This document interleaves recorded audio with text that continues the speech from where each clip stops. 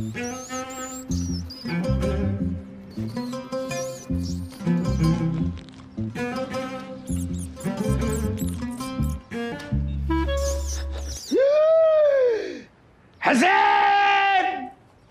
الله الله الله الله الله حسين! الله الله، انت بتصرخ كده ليه يا رمزي؟ هو في ايه؟ فار! فار! في ايه؟ فار يا حسين! فار؟ فار؟ ايه ده؟ انت قفلت الباب ليه؟ لا، احنا لازم نقفله عشان نقدر نحاصره ونمسكه. ازاي؟ وانا اخرج ازاي؟ تخرج فين؟ ما انت لو خرجت الفرح هيخرج وراك ومش هنعرف نمسكه. لا انا ما اقدرش اقعد معاه في حته واحده، مش هقدر يا حسين. لا ممكن ان شاء الله، ممكن عادي. حسين انا عايز اخش الحمام. حمام ايه؟ لا امسك نفسك لغايه ما نمسك الفار. لا حسين مش شد حيلك يا رمزي. فار؟ اسود له يا حسين. حسين انت رحت في انهي داهيه؟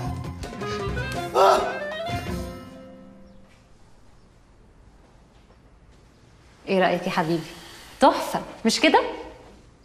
حلو.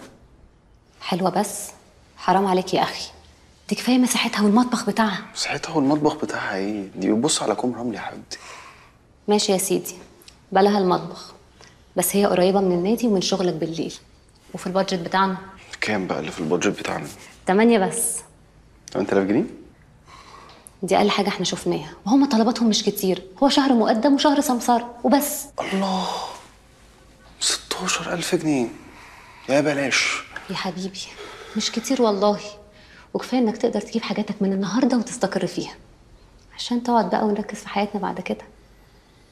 ها قلت ايه؟ اخليهم يحضروا العقد والمفتاح.